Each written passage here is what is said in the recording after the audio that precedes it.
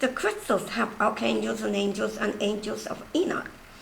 For instance, Archangel Uriel and Raquel reside in the ruby red snowflake obsidian.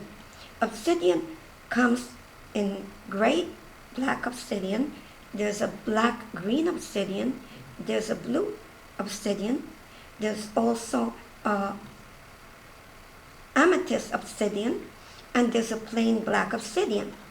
The obsidian dispels negativity, pain, and repels unwelcome feelings.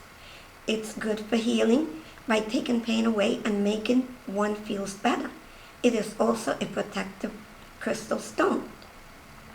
The crystal pyrite, or I should say the pyrite stone, Archangel Uriel resides in that stone and creating material things.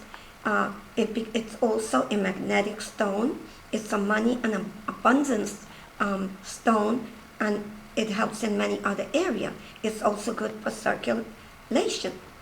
The crystal quartz, for instance, Archangel Michael, Raphael, Ariel, Gabriel, and other angels reside there. It is a crystal for energizing one and bringing blessing in one's life. It comes in approximately 6 colors. Archangel Raphael resides in copper. Copper is known to help in joint pain and has other functions. Archangel Raziel resides in the diamond. A diamond gives out rainbow colors and helps in prosperity, in love, in communication, in commitment, and other areas. Archangel Michael, Raphael, and Uriel reside in gold. Gold tends to be an abundance, which gives abundance to people and well-being. It's a mineral that helps in many other areas also. Archangel Michael is for protection and communication. There are many crystals that has archangels and angels in them to be used in different areas and to help the humans. The crystals were put in this earth to also help one cope with one's life. If, for instance, you go to a crystal store and you see a crystal there and you tend to gravitate towards that crystal, is because the angel or the archangel that's in this crystal is looking at you and it sees that there's a problem in your life and it can help you. So the crystal within is saying, take me, take me, take me. That's what's saying, take me, take me. And when it says take me, you're looking at it and you say, I really like the crystal. Can I see it? And you're really into it. Gee, I would like to get this crystal and buy that crystal. And when you buy that crystal, then that angel that's there is going to make a change and solve problems in your life. There are many people that would go into a store and see a crystal that they like, and they're attracted to that crystal because the crystal sees something wrong with them and that can help them. And for some reason, maybe the crystal was pricey, or maybe they didn't have enough money at that time to obtain that crystal, and they say, well, I'll come back another day. And when they do come back the following day, it could be the next day or week, that crystal is gone. Because what the crystal does at that moment, when it sees you, it opens up. But the minute you go, it closes it up. And when it closes up, meaning the angel goes back into a sleeping state.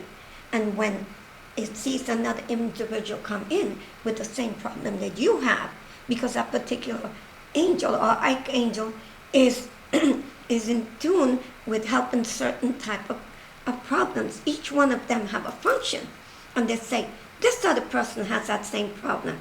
I will now try to see if they would take me so I can help them. And they say, take me, take me, take me. Now that person says, gee, I really like that crystal. I like it and I'm going to get it. And they might put maybe a little bit money down, but what they do is they reserve the crystal for them. And finally, that crystal, the angel itself, will help them to be able to obtain that crystal sooner than they thought of. And once they obtain that crystal, they'll see that the crystal start making changes in their life. So the crystal helps people have a better life by the archangel's intervention with the crystal themselves. Right.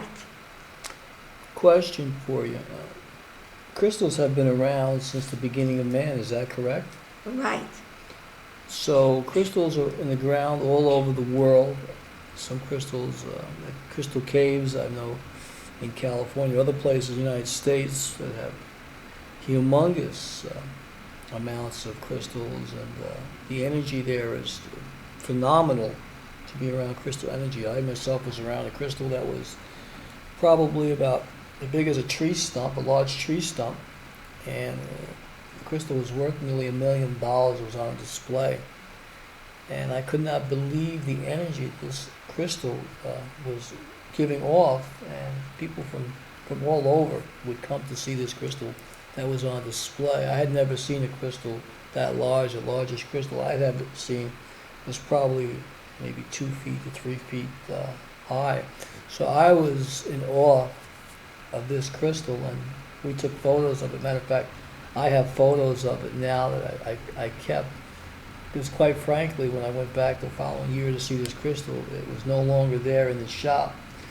And I had asked the owner of the shop what happened to the crystal. He said that it was on loan to them, and it went back to the owner. And because it was pricey at $500,000 to purchase it, I thought maybe someone came in and bought it. Maybe they did. Maybe the owner found a buyer somewhere else. But I was really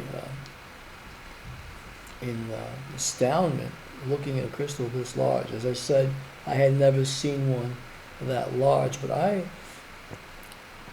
I've come away with the fact that we are living in a spiritual world, not a material world, based on what you're telling me, Breeze, and that all we have to do is ask for assistance and we'll get it. Is that correct? You're correct. You just have to ask those archangels for assistance. And many of these crystals, when you do bring them in the home, they will energize your home. And they make a lot of changes in your home. So, for example, if you were going to bring a crystal into your home, what crystal would you choose? Well, you don't choose the crystal when you go to a store. The crystal chooses you. Because in the crystal there are archangels. And they see your needs and wants. And they're the one that will choose you. You don't choose a crystal. And once you bring in that crystal at home, what you should do is sage the crystal. You can use sage, you can use sandalwood, frankincense, You can also, if you want to, after you use it, you can put it under water, regular water, so you could see with your eyes, mentally, you viewing all the debris and the dirt that is had picked up in your home and from you, and then you can put it by the window at night, so the moon will then clean the inside of the crystal, pulling out any debris and negativity that is embedded inside. In the morning, it could be by the window maybe 10-15 minutes, so it energizes, and then you hold the crystal, and then you introduce yourself to the crystal and say, my name is so-and-so. I do know that you do know my name, but I still want to introduce myself, and I do have some needs, and I would like you to help me in this need. And you could program your crystal to that. And then you carry the crystal. That crystal, you could put it in a pouch, you could leave it at home, and by no means let anyone touch your crystal, because the minute somebody else touches your crystal, that crystal is cleaning that person. And then your crystal will be having the debris that it picked up from that individual. If that happens, then you have to clean it again. So I don't advise anyone to have other people touch their crystals. Now also, because people will gravitate to your crystal because of the energy, because they see that person has a need, but they can't go with them because they're not with you working. So it's your energy, your crystal, and it's working for you, for the betterment of your life. Then. Right. Question, can you take that crystal, for example, a lot of people like to solarize their water, take a bottle of water, put it in like a blue cobalt bottle of water by the sunlight, and then drink solarized water to energize themselves. You advise people to be able to put their crystal in that bottle of water as well, to drink crystallized water too?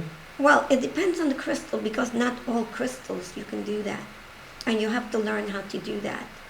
And like the clear quartz, maybe you can put it in the water, but you have to know what particular clear quartz you're going to use, because they got many, many, many, many different kinds of clear quartz. Some are not applicable for that. So I won't recommend anyone to do that unless they know what they're doing with the crystal before they put the crystal in the water. Now you say programming the crystal, so pretty much you can program the crystal like you could your computer, giving it commands or asking it for certain things that you want brought to your life, like the law of attraction, to start manifesting those things. Can you Yes, not? they can manifest anything you want. Anything you want. But you have to tell them exactly what you want. And they will work on that. And you have to have a strong desire and also trust that you will have that. You say, I have it. Because my crystal will bring that to me and has brought it to me.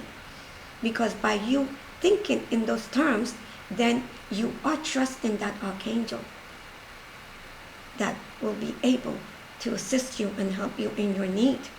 So But if you do doubt, then you should not make the request, because the archangel cannot facilitate something that you request and then start doubting.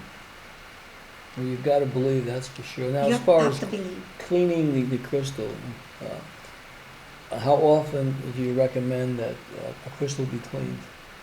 Well, I would say, like, if you had the crystal the whole day and you were walking outside and you had it, on your chest or inside your clothing, it's picking up a lot of negativity from outside, and and you would, a lot of fumes, and you would want to sage it. I would sage it when I come home. When I take it off, I would sage it.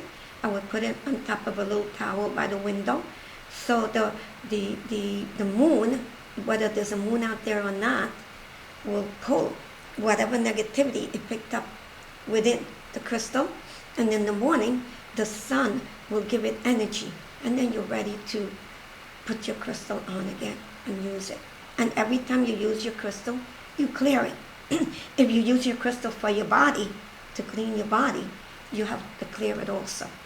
Because it's just like if you have a garbage can, and the garbage can is full of paper, and you can't fit any more paper there that you're going to throw out. You have to empty the garbage can to start all over again. The same thing with a crystal. It'll accumulate. And once it accumulates, it'll stop. It wants you to clean it so it can start all over again. So basically, you've got to keep clearing the crystal so that way you don't overload it, or it won't work the way it was intended to work. Right. So if you clean it every day, which is something very simple, you can just sage it. Mm-hmm. Now, sage it, you mean just light some sage up and then just swirl it around Yeah, the crystal? swirl it around, or have the crystal above it and the sage going up. You can use sandalwood. They got so many different incense. Mm-hmm. You take an incense, Right. and then you could put it by the window. And once you clear the crystal, you're able to use it right away again, Yeah. right? Oh, yeah. You can use it right away. Yes. And by all means, don't let people touch your crystal, because you're gonna see that when you wear your crystal on the outside, people are gonna gravitate to it. They say, "Oh, that's a beautiful crystal," and they just put their hands automatically on it. Well, I'll tell you what. I don't let anyone put their hands on my crystal based on what you told me, Breeze, and I think it's good advice for you to keep it personal, so that way the crystal identifies with you only, and that way you're able to get the benefit of it. This is amazing information that you're providing us today about crystals, and I'm going to want to talk to you about some other things, so I'm going to see if we can switch gears here a bit, okay? Fine. Can we do that? Sure. All right, yeah, some things I want to ask you. So in the next segment, we're going to talk about some other things that I'm curious about that we talked about before. So in the pre-interview. So we're going to get into that in a couple of minutes here.